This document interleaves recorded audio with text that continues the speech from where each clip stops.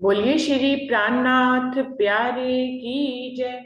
बोलिए श्री सद्गुरु महाराज की जय। सर्व सुंदर साथ की जय। सुंदर साथ जी, जो आज का टॉपिक है मैं पढ़ देती हूँ चौपाई। ये सिंगार वाणी का 29वां प्रकरण है। ये आखिरी प्रकरण है जिसकी हेडिंग है हक महबूब के जवाब। उसकी 29वीं चौपाई है। सो तो दिया मैं तुमको, सो खुले ना बिना तुम, जो मेरी सुध द्यो औरों को, तित चले तुम्हारा हुक्म। तो सुंदर साथ जी, इस चौपाई का अर्थ समझाना है, इसका भाव बताना है। अभी तक हम ये समझते रहे, इस पे वीडियो बनाते रहे कि हर बात धनी के हुक्म से होती है। तो हुक्म ही जो है धनी के दिल की इच्छा है, और जो धनी चाहते हैं वही हम हमारे साथ घटित होता है। जो धनी का हुक्म होता है वही हम वैसा ही रोल प्ले करते हैं, हम वैसे ही एक्शन करते हैं। लेकिन इस चौपाई में ऐसी क्या खास बात कही गई है जिसमें कहा गया तित चले तुम्हारा हुक्म, यानी कि हुक्म को रूहों के अधीन दर्शाया गया है कि तित चले तुम्हारा हुक्म, तुम्हारा हुक्म रूहों का हुक्म चलेगा। तो ये किस बात के लिए कहा गया है, धनी अपने जवाब में बता रहे हैं, हक महबूब के जवाब में, कि तुम ये समझती हो कि मेरा हुक्म चल रहा है, पर धनी हमें ये दावा दे रहे हैं कि चले तुम्हारा हुक्म, तित चले तुम्हारा हुक्म। कौन, कब, कैसे ऐसा होगा कि रूह का हुक्म ब्रह्मांड पर चलेगा। तो सुंदर साथ जी, इस बात को हमें यहाँ पर मंथन करना है और समझना है। संगीता दीदी, आप आइए, बताइए।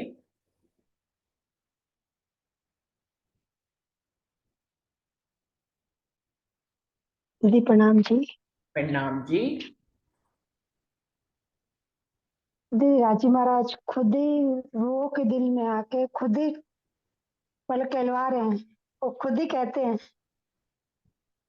तो ये उनका उनका ही हुक्म है, वो ही करा रहे हैं दीदी। भाई हम्म। भाई सबसे भी यहाँ तो सपने का ही ज्ञान है, लेकिन राजी महाराज ने अपनी जागृत बुद्धि और निज बुद्धि का ज्ञान देके खुद ही कहलवा रहे हैं। भाई तुम कहोगे तो तुम्हारा ही हुक्म चलेगा। हम्म। लेकिन चल नहीं रहा है। मतलब ये धनी कह रहे हैं कि तुम्हारा हुक्म चलेगा, लेकिन रूहें यहाँ पर महसूस करी कि उनका हुक्म चल नहीं रहा है। ऐसा भी है क्या? नहीं दीदी, जिनको समझ आ गई वो तो कहते हैं भाई हमारा हुक्म चलेगा, वो समझते हैं दीदी। जिनको अच्छी तरह राज्य की सब बातें समझ आ गई है वो तो ऐसे कहते हैं भी हमारा हुक्म चलेगा, हम कहेंगे वैसा ही होगा। सबसे ऊंचा ज्ञान राजी महाराज ने रूहों को दिया है, जागृत बुद्धि का ज्ञान। हम्म। उनका मतलब कुछ रूहें दावा ले रही हैं कि उनका हुक्म चल रहा है। जी जी बिल्कुल दीदी। प्रणाम मीनू जी। दीदी, आप क्या प्रणाम कह रहे दीदी। हैं इस बारे में?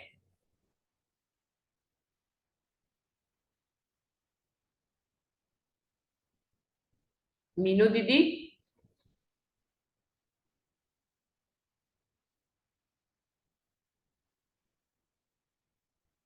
मीनू दीदी तक शायद मेरी आवाज नहीं पहुंच रही है। बिमला दीदी, आप आइए, आप क्या कहती हैं? प्रणाम जी। प्रणाम प्रिय। प्रणाम जी। प्रणाम जी। ये महमती इंद्रावती मामा जी कह रहे हैं कि मैंने कुरान पुराण सबके मतलब भेद खोल के आपको बता दिए हैं, और अब आप इसका करोगे। मतलब मेरी सुध औरों को दो, मैंने तो तुम्हें सुध दे दी। ब्रह्म सृष्टि बिना कोई सुध ले नहीं सकता, हम्म। और ये सारे भेद कोई खो नहीं सकता। अब मैंने तुझे अपनी सारी सुध दे दी, और अगर आप मेरी सुध औरों को दोगे, लोगों को दोगे, तो तब तुम्हारा हुक्म चलेगा। हम्म। तो इसमें क्या कंडीशन प्रणाम। लगा दी है कि मेरी सुध दूसरों को दोगे तभी तुम्हारा हुक्म चलेगा? हाँ जी, हाँ जी, हाँ जी। हम्म। मैं तो यही पढ़ा है। हम्म। हम्म। हम्म। ममता दीदी, आप क्या कहते हैं? हाँ जी, प्रणाम जी। प्रणाम जी। हाँ जी, सो तो दिया मैं तुमको, सो खुले ना बिना तुम, जो मेरी सुध दो औरों को, चित चले तुम्हारा हुक्म। इस चुपाई में राजी महाराज जी अपनी रूहों को कह रहे हैं, हे मेरी प्यारी रूहो, अब तुम्हें जागृत बुद्धि का ज्ञान सारा दे दिया, सबके मन के संशय मिटा दिए और सब ग्रंथों के भेद बता दिए। अब मेरी बैठक आपके दिल में पूरी हो गई है। अब जब वो दिल में ही बैठ गए हमारे, वो ही हमारे से कहलवा रहे हैं और हमारे तन को शोभा दे रहे हैं। और ये उन्होंने कहा है, अब आपका हुक्म चलेगा। हुक्म कौन सा चलेगा? जो राज्य महाराज जी का ज्ञान, ना कि दुनिया के कामों का। जो हम किसी को समझाएंगे वो अच्छी तरह ये बात समझ जाएगा। प्रणाम जी। प्रणाम जी, प्रणाम जी। तो ममता दीदी ने कहा कि हुक्म तो चलेगा, लेकिन कौन सा दुनियावी किसी बात के लिए आप अपना हुक्म चलाना चाहोगे तो नहीं चलेगा, लेकिन राज्य की तरफ राह में यदि आगे बढ़ रहे हैं तो हुक्म जो है वो रूहों के अधीन होकर चलेगा। और सुंदर साहब देखते हैं कि क्या कहते हैं। बबीता दीदी, आप क्या कहना चाहेंगे इस बारे में?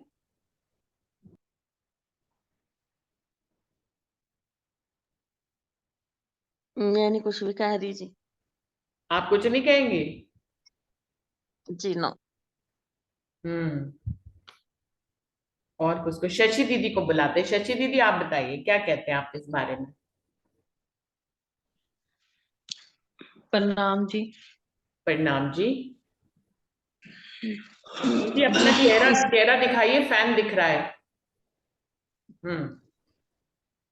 जब राजी महाराज जी ने इश्क और इल्म की समझ आ गई है आज, तो फिर जिनको इन बातों का पूरा आ गया है समझ, वही फिर उनका हुक्म तो फिर चलेगा। यही कोई दो चीजों उदाहरण का दे खेल। सकते हैं आप लोग कैसे हुक्म चलेगा?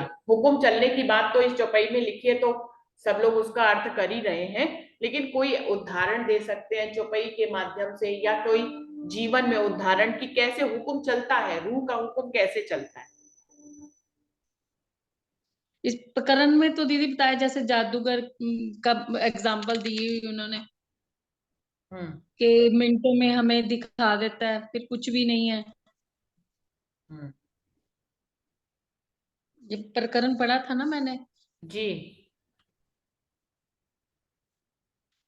चलना तो उनका ही है, तो कॉन्फिडेंस। शशि दीदी कह कह के भी यही कह रही है कि राज्य का हुक्म चल रहा है, हमारा चल नहीं रहा। अर्थ में कह रही है कि रूहों का हुक्म चलेगा, लेकिन वो कह रही है पीछे से राज्य का ही हुक्म है, रूहों का हुक्म नहीं है। लेकिन चौपाई में धनी कह रहे हैं और अपने जवाब में कह रहे हैं, हक महबूब के जवाब का प्रकरण है ये, जिसमें कह रहे हैं, रूहों मेरे तुम्हारा आशिक, मैं सुख सदा तुम्हें चाहूं, वास्ते तुम्हारे कई वेद के इश्क अंग उपजाऊं। ये प्रकरण बहुत सुंदर है, धनी की तरफ के जवाब का प्रकरण है। उसमें वो कह रहे हैं कि तुम्हारा हुक्म चलेगा। अब धनी कह रहे हैं तो फिर कैसे झूठा हो सकता है, बताइए। और कोई उनका सुंदर तो झूठ। पूजा दीदी, आज आप भी बताओ अपने विचार। आप शशि दीदी कोई और बात कह रही है क्या? नहीं जी। हाँ जी पूजा दीदी। प्रणाम दीदी।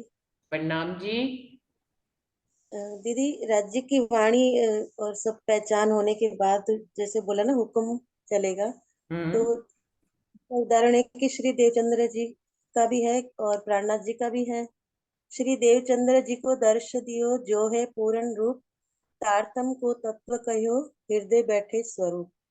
तो राज्य महाराज खुद ही अपने स्वरूप मतलब देवचंद्र जी के अंदर आकर बैठ गए, हृदय बैठे स्वरूप, पूरे स्वरूप ही उनके अंदर आ गए, तो उनका ही हुक्म चलता है। और प्राणनाथ जी का भी है कि जो हफ्सा में उन्होंने अपना तन छोड़ा, तो राज्य उनके अंदर आवेश रूप में आ गए थे। तो ये सारे हैं उदाहरण तो साक्षात। हुक्म चलने का जो मतलब होता है कि जो रूह ने कह दिया वही हो जाए, इसको कहते हैं हुक्म चलना। जैसे राजी तो जो चाहते हैं, उनके दिल की जो इच्छा होती है उसी को ही हुक्म कहते हैं, और वो हुक्म होता ही है। धनी हमें फरामोश करना चाहे तो फरामोश हम हो गए, धनी हमें इस खेल में लाना चाहे तो खेल में हम आ गए, धनी ने हमें ब्रह्मवाणी पढ़ाई तो हम पढ़ने लग गए, धनी ने हमें चर्चनी सिखाई तो हम सीखने लग गए। ये क्या हो गया, धनी की चाहना से चलना, यानी कि धनी का हुक्म चलना। अभी वो इस चौपाई में कह रहे हैं कि चले तुम्हारा हुक्म, रूहो तुम्हारा हुक्म चलेगा। तो ये किस अवस्था में चलेगा कि रूह जो कह दे वही हो जाए, ये वाली बात यहाँ पे पूछी गई है। और कोई सुंदर साथ, वर्षा आपको बुलाना चाहूंगी। वर्षा, आप बताओ कैसे कह रहे हैं ये धनी, यहाँ पे क्या कह रहे हैं? आपने तो पूरा प्रकरण बहुत अच्छे से पढ़ा, आप बताओ कि क्या सार के रूप में कह रहे हैं वो।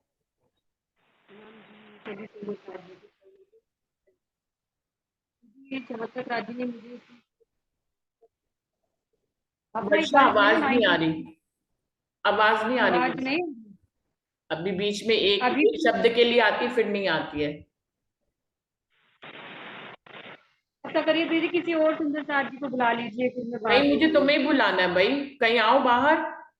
तुमने पढ़ा इतने अच्छे से, तुमने ही तो चौपाई ढूंढ के दी है, तो तुमसे ही तो सुनेंगे। वो आवाज नहीं आ रही है ना दीदी, अब आ राजी गई, शायद अभी एकदम से नहीं आ गई, थोड़ा सा ही आगे बढ़ी हो, आ गई है। आ पलंग गई पे है। बैठती हूँ अच्छा तो दीदी, नहीं आती है। अब देखो आ रही है क्या? अब बहुत अच्छी आ आ रही रही है, है। बताओ। हाँ। तो इसमें जो राजी ने मुझे थोड़ा समझाया है वही बताना चाहूंगी। आप इसमें ना एक 91 नंबर की चौपाई है, मेरे याद नहीं है, आपको निकाल लीजिए, उसका लिंक उस चौपाई से है। 91 नंबर की चौपाई। मैं निकालती हूँ। हाँ जी दीदी, आप निकाल 91। लीजिए। सो ए करे हाँ जी। तुम्हारी बंदगी, यही इनो जिकर, इनो सिर हर हक एक तुम ही, और कोई ना वाहिदत बिगर। हाँ जी दीदी, अब मैं इसमें बताना थोड़ा शुरू करती हूँ, इसका लिंक इस चौपाई से आता है। तो इसमें जो है ना, राजी को बता रहा है कि भाई तुम जो हो मेरे अभिन्न अंग हो, मैं तुम्हारा ब्रह्म धाम में तुम्हें तुम्हारा माशूक हूँ, तुम मेरे आशिक हो। लेकिन उन्होंने कुरान में लिखवाया है कि यहाँ पे उलट तुम माशूक बन गए हो और मैं तुम्हारा आशिक हूँ। ये सारे भेद उन्होंने रसूल साहब के माध्यम से तुम्हारे लिए ही लिखवाए हैं। और उन्होंने कहा है जब तुम इन सब भेदों को समझोगे तो तब तुम्हें पता चलेगा कि मैंने तुम्हारी कितनी बड़ी शायरी लिखी है। और ये सारे भेद जब तुम जान जाओगे, और इस बारे में जागृत बुद्धि का ज्ञान मैंने तुम्हें दिया है, और जब तुम इसे दूसरों को बताओगे तो वे लोग तो तुम्हें ही खुदा मानेंगे। क्योंकि उन्होंने बताया राज्य ने कि तुम्हारे में और मुझ में कोई भी अंतर नहीं है, क्योंकि तुम मेरे ही अंग हो। परम धाम में मैं खुदा हूँ और यहाँ तुम खुदा होगे। तुम खुदा कैसे होगे? क्योंकि जब बहिश्ते अखंड होगी तो जो जीव दे रहे हैं ज्ञान, उनको वहां पे सब खुदा करके ही पूजेंगे। और उनके जो है ना कि उनके अक्स पूजे जाएंगे, जैसे उसमें बहिश्तों के वर्णन में आता भी है। तो सब जीव जो हैं वो उनको ही खुदा करके पूजेंगे, तो तुम्हारा हुक्म चलेगा। और राज्य ने कहा कि जैसे वे इस दुनिया में आई, उन्होंने देखा कि यहाँ बड़े बड़े बादशाह हैं, शहंशाह हैं, तो उनके दिल में भी चाहना हुई कि भाई हम भी बादशाह बने।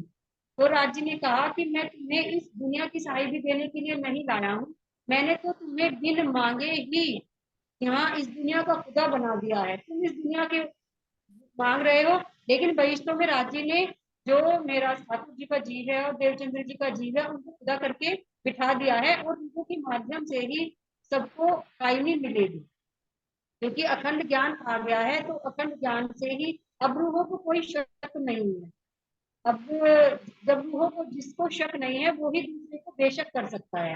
तो राजू ने कहा है कि तुम मुझ में और अपने आप में कोई अंतर मत समझो। जब तुम मेरे ही समान हो तो तुम भी इस दुनिया की खुदा बनोगे, मैं परम धाम का खुदा हूँ।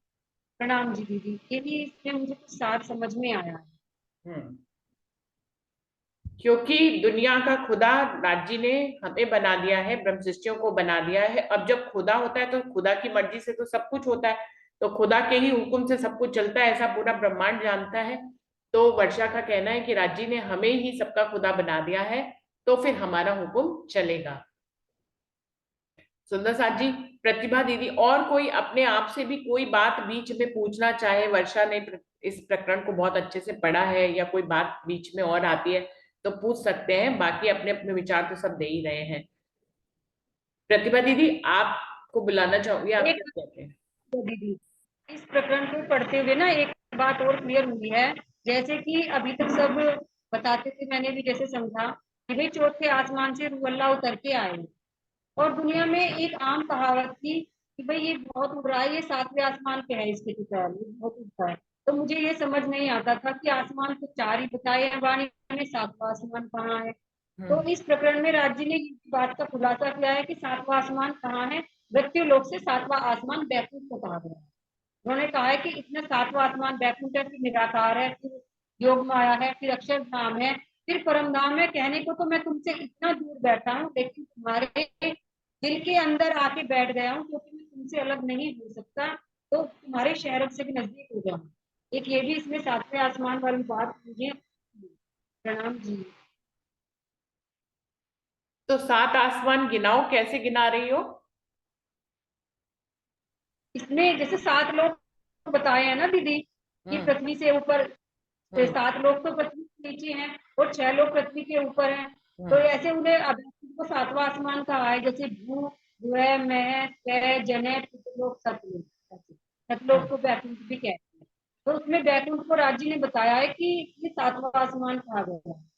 नहीं तो मुझे तो अब तक 6वें आसमान को सुन सुन के ना इस बात में वो नहीं हो पाता था कि मैचिंग कैसे करूं। सब कहते हैं 7वें आसमान, और इसमें आया है चौथा आसमान से वल्ला उतर के आए। लेकिन राज्य ने ये भी बात इस प्रकरण में क्लियर की है। प्रणाम जी। प्रणाम जी, प्रणाम जी। प्रतिभा दीदी आप आइए। प्रणाम जी, प्रणाम। वर्षा दीदी ने तो क्लियर कर ही दिया है।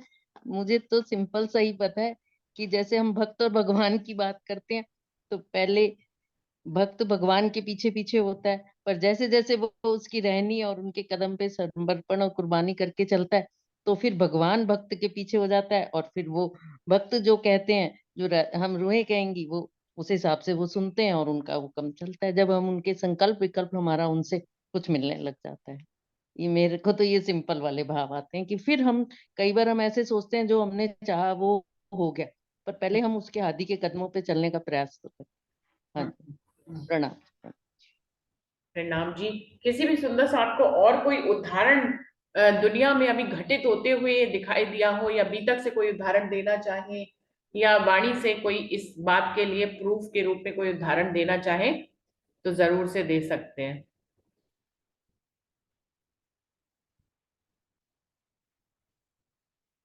अरुणा दीदी नहीं है, बबीता दीदी ने तो बोलने से गुडौली दीदी आप आइए, आप क्या कहते हैं? प्रणाम जी। आज प्रणाम जी, मैं हाँ, थोड़ा आज नहीं बोल पा रही। गला आपका बैठा हुआ है। हाँ जी।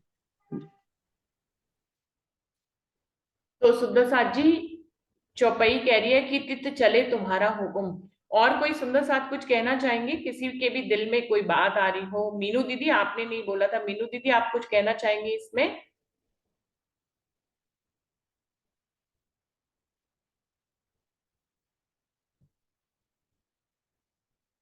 तो सुंदर साथ जी, मुझे ऐसा लगता है इस चौपाई के माध्यम में वो कह रहे हैं,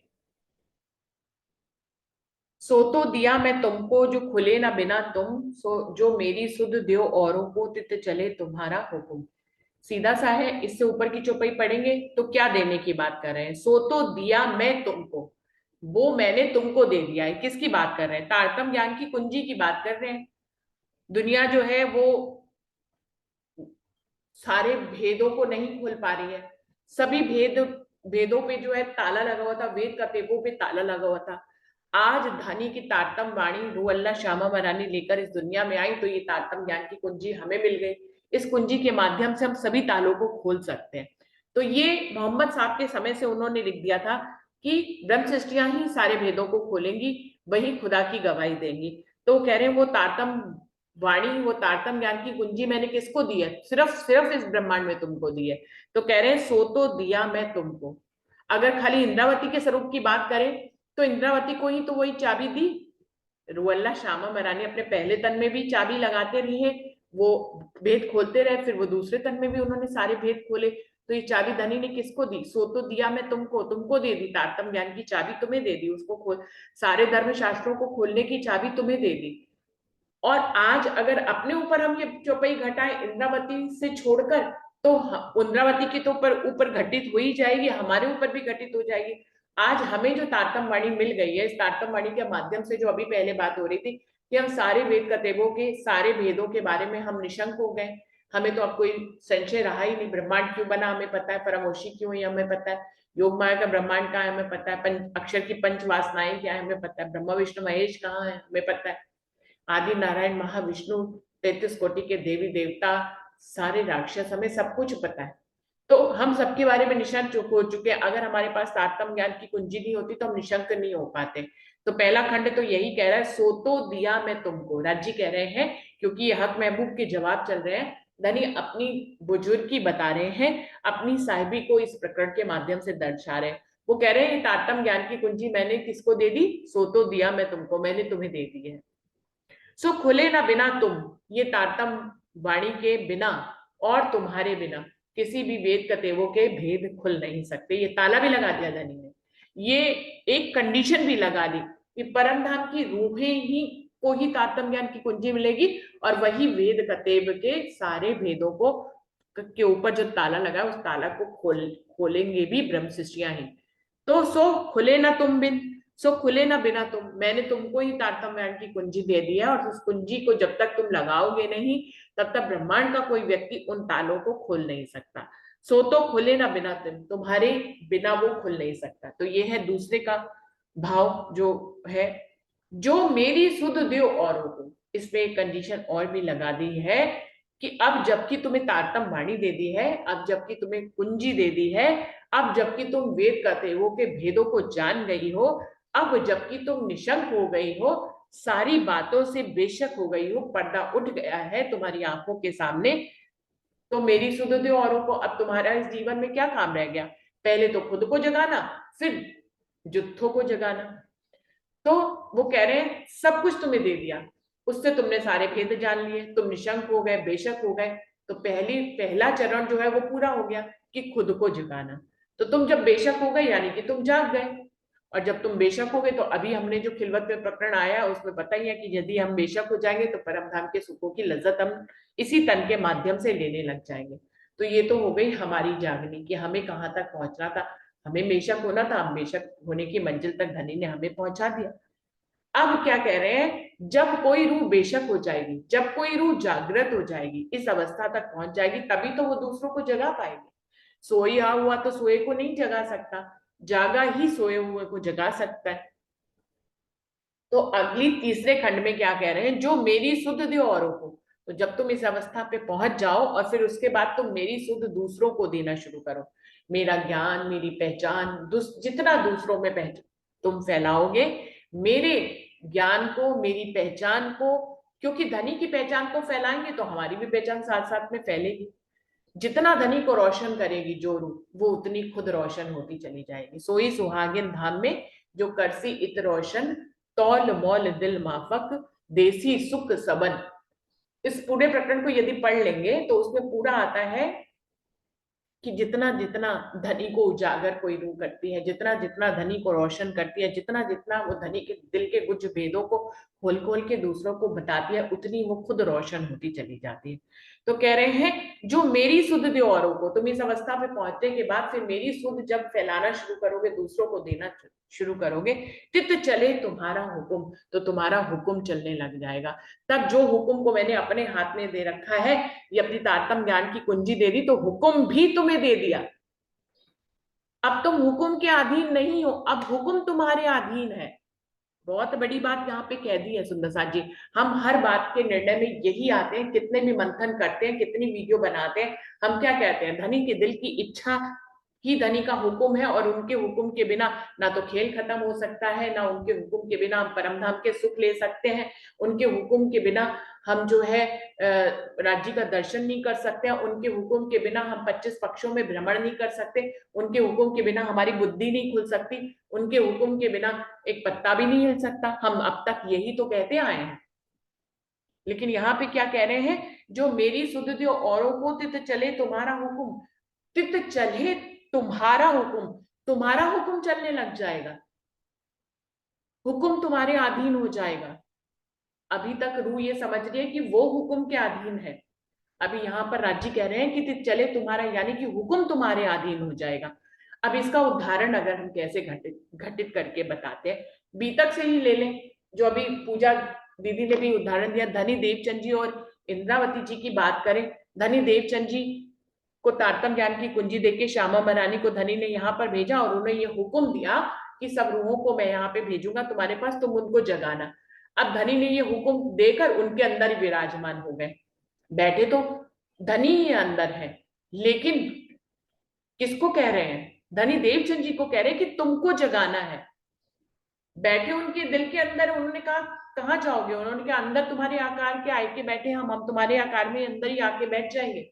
लेकिन किसको दे रहे हैं हुक्म कि अब तुम्हें जगाना है?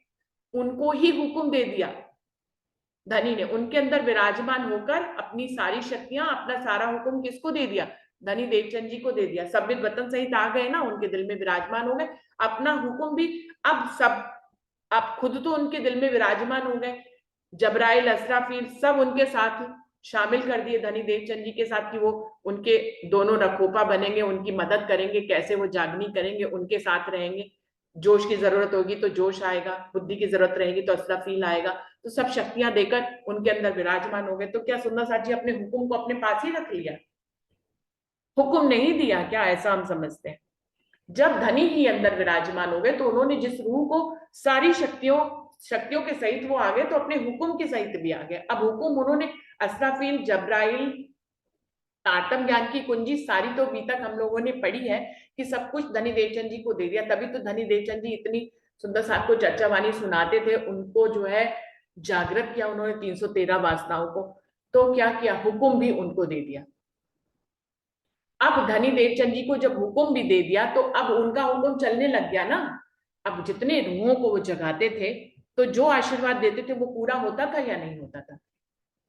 जैसे ही उन्होंने इंद्रावती जी को के ऊपर अपना आशीर्वाद भरा हाथ रखा, तत्क्षण हृदय में आए के बैठी जागृत बुद्धि, तुरंत जागृत बुद्धि इंद्रावती जी के अंदर आ गई। जिस रूह को जो आशीर्वाद दे देते थे वो पूरा हो जाता था। सुंदर साथ जी, धनी देवचंद जी वहां पर यमुना जी का नक्शा बना देते तो यमुना जी प्रकट हो जाती थी। सुंदर साथ को जो है वो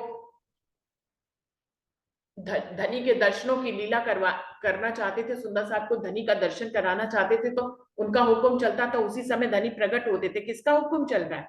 धनी देवचंद जी का। धनी देवचंद जी कह रहे रूहों को दर्शन दो, तो धनी दर्शन देते थे। किसके हुक्म से दर्शन देते थे? अपनी रूह के हुक्म से। श्यामा महारानी के हाथ में हुक्म कर दिया, जो कहते थे वही होता था। सुंदर साथ जी, ये तो हुआ एक उदाहरण। दूसरा इंद्रावती जी के भी, जहां जहां जागनी करने जाते थे, जो जो जिसको आशीर्वाद देते थे, जैसा जैसा कहते थे वैसा वैसा होता चला जाता था। सुंदर साथ जी, तो इंद्रावती भी दूसरा उदाहरण है कि कैसे धनी ने उनके भी धाम हृदय में वो सब शक्तियों सहित विराजमान हुए, तो उनको भी हुक्म दे दिया तो चले। क्योंकि वो भी क्या कर रहे थे? वो भी धनी को ही तो रोशन कर रहे थे। पहले वो खुद जागृत होने की अवस्था तक आए, हफ्ते तक। धनी तो उनके अंदर बहुत पहले से विराजमान हो गए थे। जब धनी देवचंद जी का धाम गमन हुआ, उसी पल से, उसी क्षण से ही वो इंद्रावती के तन में विराजमान हो गए थे। फिर भी इंद्रावती जी को कहाँ पता लगा कि धनी मेरे अंदर विराजमान हो गए? जब विरह किया, जब इश्क आया, हफ्सा में विरह किया, इश्क में सराबोर हो गए, अपना भी तन छोड़ दिया, जब इतने न्यौछावर हो गए तो धनी उनके अंदर आ गए और दर्शन दिए, उनके अंदर आके विराजमान हो गए। सब शक्तियों से विराजमान हो गए तो हुक्म भी उनको दे दिया। अब जब हफ्सा के बाद की घटना कि जब भी इंद्रावती जी ने जो हुक्म चलाना चाहा वो हुक्म चला। जो सुंदर साथ आता था, जो प्रार्थना लेके आता था वो पूरी हो जाती थी। तो धनी ने उनको क्या दे दिया? अपना हुक्म भी दे दिया। क्यों? क्योंकि उसके बाद रूह नहीं रही। रूह जो है धनी को रोशन करने में उसने पहली अवस्था खुद को जागृत करना, पहले अपने आप को जागृत करेंगे। जब खुद जागृत हो जाएंगे तो फिर शुद्ध धनी की पहुंचाएंगे, क्योंकि परमधाम से ही वादा करके आए थे और धनी ने भी कहा है सोई सुहागिन धाम में जो करसी इत रोशन। तो ये तो काम बहुत जरूरी है जो धनी ने हर रूह को ये जिम्मेदारी दे रखी है। अपने अपने लेवल पे सब जो है जागनी या शुद्ध देने का काम कर रहे हैं। तो इंद्रावती जी ने भी क्या किया? राज्य की ही शुद्ध पूरे ब्रह्मांड में फैलाई। अब जब राज्य की शुद्ध फैला रही है तो उनका हुक्म चल रहा है। वो जो जो कहते जा रहे हैं वो होता चला जा रहा है। अभी उसके बाद की आगे की परमहंसों की लीलाएं ले लें। सुंदर साथ जी, जितने भी परमहंस हुए हैं, सरकार हुए, राजन स्वामी हुए हैं या महाराज जी हुए हैं, बाबा दयाराम साहिब हुए, आज भी उनके स्थानों पर जाकर लोग कोई भी मन्नत मांगते हैं, कोई भी इच्छा करते हैं, पूरी हो जाती है। कैसे? वो प्रकट भी नहीं है फिर भी हो जाती है। इतनी शफकत बरकत है। धनी ने उनको हुक्म दे दिया। महाराज जी को कोई कुछ भी मांगता था, महाराज जी एक आशीर्वाद करते थे, चाहे धन हो, दौलत हो, पैसा हो, बच्चा हो, संबंध हो, कुछ भी मांगते थे दुनिया का।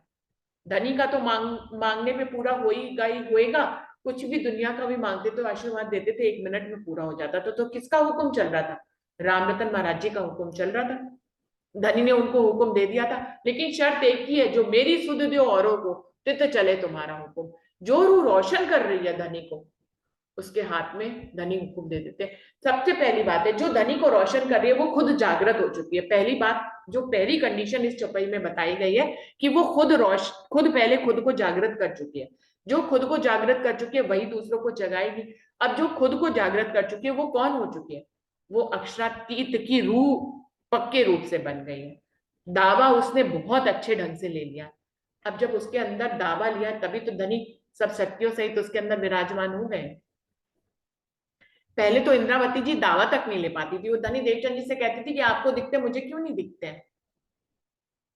तो जब दावा लिया तो धनी उनके अंदर विराजमान हो गए।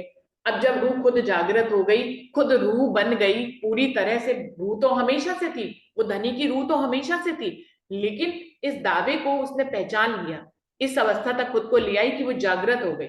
वो धनी की अंगना बन हो गई, हमेशा से थी, लेकिन आज वो इस सत्य को जान गई। जब वो धनी का दावा ले ली, जब वो रूह बन गई, तो रूह के अधीन ही तो हुक्म चलेगा। हुक्म तब तक हमारे ऊपर राज्य करता है जब तक हम दावा नहीं लेते। सुंदर साथ जी, जिस दिन से हम रूह होने का दावा ले लेते हैं, क्योंकि रूह हुक्म से बड़ी है, हुक्म रूह से बड़ा नहीं है। सुंदर साथ जी, इस बात की सत्यता को आप जाने की चौपाई क्या कहने का आशय है धनी का, और हक महबूब के जवाब में इस चौपाई को रखा गया कि हुक्म कब तक हम हुक्म के तले हैं? जब तक हमने कोई दावा ही नहीं लिया परम धाम की ब्रह्म सृष्टि में। हम परम धाम की ब्रह्म सृष्टि है ही नहीं। अगर हम जीवी सृष्टि है तो हुक्म हमारे ऊपर तो रहेगा ही रहेगा, हुक्म हमारे सर के ऊपर रहेगा, हम हुक्म के अधीन नीचे ही रहेंगे। लेकिन जिस दिन हम रूह हो गए, जिस दिन हम इस जागृत अवस्था तक पहुंच गए कि हम परम धाम की रूह है, उस दिन से हुक्म हमारे तले आ जाएगा। क्योंकि हुक्म रूह से बड़ा नहीं है, परम धाम की ब्रह्म सृष्टि से बड़ा हुक्म नहीं है। हुक्म जो है जीव सृष्टि के ऊपर तो हो सकता है, लेकिन ब्रह्म सृष्टि के ऊपर हुक्म नहीं हो सकता। ब्रह्म सृष्टि के तो हुक्म अधीन रहेगा। परम धाम में हम इश्क के स्वरूप थे, धनी के, हमें कोई दावा भी नहीं लेना पड़ता था। वहां तो हम रूह थे ही थे। हुक्म था क्या वहां? हमारे हुक्म वहां चलता था? हमारे ऊपर नहीं चलता था, हमारा हुक्म चलता था, हुक्म नहीं चलता था। परम धाम में हुक्म है ही नहीं, क्योंकि वहां पे इश्क की लीला है। इश्क की लीला में हम परम धाम की रूहें ही तो हैं। हम परम धाम की राज्य की अंगनाएं हैं, हम उनके इश्क के अंग हैं, उनके स्वरूप हैं। हम तो बल्कि राज्य ही है, वहां पे राज्य ही हम है, हम ही राज्य है। अब क्यों हुक्म चलेगा? इसीलिए परम धाम में हुक्म की जरूरत नहीं है। इस खेल में हुक्म की जरूरत क्यों है? क्योंकि हम ही भूल गए। हम भूल गए तो हम परम धाम की, आज हम इतने निमाणे हो गए कि हम परम धाम की ब्रह्म सृष्टियों के लक्षण पढ़ लेते तो हम परम धाम की ब्रह्म सृष्टि होने का दावा ही नहीं लेते। अब जब दावा ही नहीं लेते, इतने ही हम छोटे होते चले जा रहे, छोटे होते जाते। धनी खुद कह रहे हैं कि दावा लेना है, और हम लेने से कतरा हैं। जिस दिन, और हम जब तक नहीं लेंगे तो हुक्म हमारे ऊपर काम करता रहेगा। जिस दिन हम ब्रह्म सृष्टि होने का दावा ले लेंगे, हुक्म हमारे अधीन हो जाएगा। आप देखिए महाराज जी जो कहते थे वो हो जाता था कि नहीं हो जाता था? हो जाता था। क्यों? क्योंकि ब्रह्म सृष्टि हो चुके थे। वो ब्रह्म सृष्टि होना मतलब राज्य होना। बाबा दयाराम साहब कौन हो गए? राज्य हो गए। केसर भाई की आत्मा में राज्य बन गई। रूह का दावा ले लिया, राज्य बन गई। जब रूह का दावा ले लेते तो ब्रह्म ही हो जाते, ब्रह्म सृष्टि ब्रह्म समान। अब जब ब्रह्मी हो गए तो फिर हुक्म अधीन चलेगा ना। राज्य के ऊपर हुक्म चल सकता है क्या? नहीं चल सकता है, राज्य के अधीन ही रहेगा हुक्म। ऐसे ही रूह जब दावा ले लेती है रूह होने का, यानी कि वो राज्य हो जाती है। और जब रूह दावा ले लेती है रूह होने का और ब्रह्म के समान हो जाती है, तो फिर हुक्म उसके अधीन चलता है, वो हुक्म के अधीन नहीं चलती। सुंदर साची बहुत बड़ी आंकड़ी है, हमेशा से यही समझते हैं सब कुछ हुक्म है, सब कुछ हुक्म है, सब कुछ हुक्म है। धनी कह रहे हैं सब कुछ हुक्म है तब तक जब तक तुम दावा नहीं ले रहे हो। जिस दिन तुम दावा ले लोगे, तुम ब्रह्म सृष्टि होने का दावा ले लोगे, तुम ब्रह्म सृष्टि हो गए, यानी तुम ब्रह्म समान हो गए। जब तुम ब्रह्म समान हो गए तो हुक्म तुम्हारे तले रहेगा, तुम्हारे रूप सर पे जले सवार। शांति दीदी आप कुछ कह रही हैं? आपने माइक खोला, आप कुछ कहना चाह रहे हैं? नहीं दीदी, इधर कोई था बात ये गाते ना, उससे नहीं हुक्म बोली। दर कई हुक्म चले, फिर हुक्म से आगे हुक्म चलता है, हुक्म दे हुक्म को। ये भी आता है ना। तो अभी सुंदर साथ जी समय तो खत्म हो रहा है, लेकिन अभी डॉली दीदी ने इस पे नहीं बोला, ज्योति दीदी ने नहीं बोला, शांति दीदी ने नहीं बोला। इस टॉपिक को आप लोग तीनों कल बोलोगे हर तरह से, जैसे भी आपको राज्य बुलवाएंगे वैसे आप बोलोगे। कल तैयारी रखिएगा। अभी ये क्या टॉपिक क्या है दीदी? टॉपिक ये है, ये सिंगार वाणी का 29 प्रकरण का 29वीं चौपाई है। सो तो दिया मैं तुमको, सो खुले ना बिना तुम, जो मेरी सुध द्यो औरों को, तित चले तुम्हारा हुक्म। इस चौपाई को समझाना है कि हुक्म रूहों के अधीन कब है। तो ये बात इसमें धनी ने कही है, और कैसे कही है इसको हम समझेंगे। आज का समय समाप्त हो रहा है, तो इस ढंग से मुझे तो यही लगता है कि दावा लेना, आज के खिलवत के प्रकरण में भी यही बात आई है कि दावा लेना जरूरी है। ऐसे ही इस प्रकरण में भी यही बात धनी अपने हक महबूब के जवाब हेडिंग है इस प्रकरण की, जिसमें धनी हमें ये रूह का ही दावा लेने के लिए कह रहे। और हमें लगता है कि हमारे अंदर तो लक्षण ही नहीं, हम रूह का दावा कैसे लें? हम तो माया के रिश्तों में फंसे हुए हैं, हम तो धनी से माया मांगते रहते हैं, हमारे मन में बार बार माया मांगने की चाहना आ जाती है। हम ब्रह्म सृष्टि कैसे हो सकते हैं? धनी आपको कह रहे हैं आप कैसी भी अवस्था में हैं, आप ब्रह्म सृष्टि होने का दावा ले लीजिए।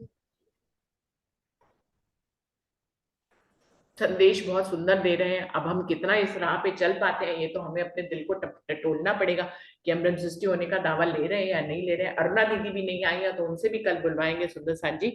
तो आज के लिए यहीं पर ही प्रणाम करते हैं, और कल हम, ज्योति दीदी आप भी इस प्रकरण को पढ़ लीजिएगा। 29 प्रकरण की 29 चौपाई है, सिंगार की 29 प्रकरण की 29 चौपाई, हक महबूब के जवाब आखिरी प्रकरण है, उसकी 29वीं चौपाई।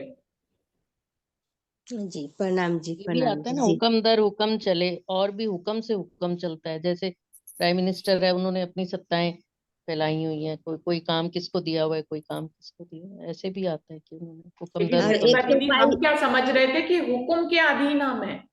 अभी धनी अपने जवाब में बता रहे हैं कि हुक्म हमारे अधीन है। बहुत बड़ा पलटा खा दिया ना।